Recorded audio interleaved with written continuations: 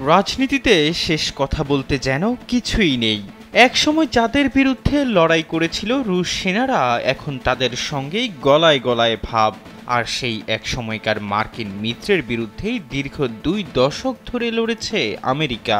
বলছিলাম আফগান মসনদে আসীন তালেবান প্রশাসনের কথা। আমেরিকার সঙ্গে দীর্ঘ লড়াই শেষে এবার রাশিয়ার কাছ থেকে বড় স্বীকৃতি পাওয়ার অপেক্ষায় আফগান রাজনীতির নিয়ন্ত্রক গোষ্ঠীটি।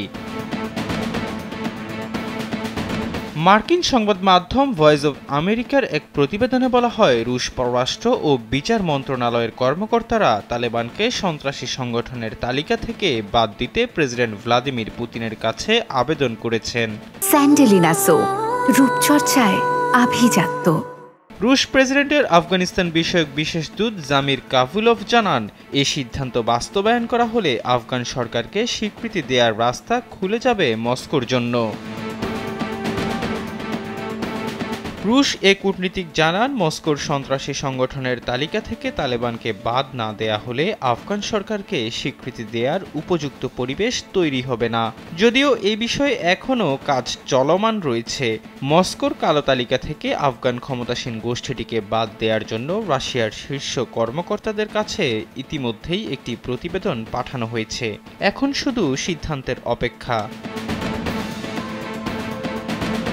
রুশ রাষ্ট্রীয় সংবাদ সংস্থা তাসের এক প্রতিবেদনে বলা হয়, সোমবার রাশিয়ার পররাষ্ট্রমন্ত্রী সের্গেই ল্যাভরভ জানান, তালেবানরা আফগানিস্তানে প্রকৃত শক্তি এবং মস্কোর নিষিদ্ধ সংগঠনের তালিকা থেকে গোষ্ঠীটির সম্ভাব্য অপসারণ বাস্তবতাকেই প্রতিফলিত করে।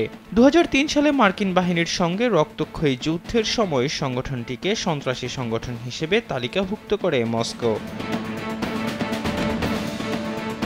আফগানিস্তানের ন্যাটো নেতৃত্বাধীন বহুজাতিক বাহিনীর বিরুদ্ধে তালেবানদের সঙ্গে বছরের পর বছর ধরে সম্পর্ক গড়ে তুলেছে রাশিয়া।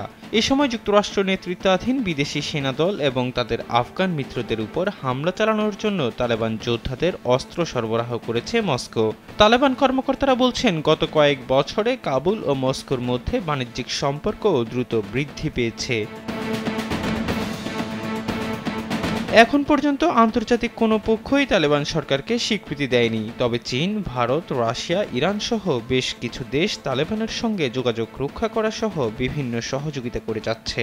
এমনকি তালেবান প্রশাসনের সঙ্গে বাণিজ্যিক সম্পর্কও রক্ষা করে চলছে আমেরিকা বিরোধী বিভিন্ন শক্তি। এহসান আব্দুল্লাহ, কালবেলা ডেস্ক।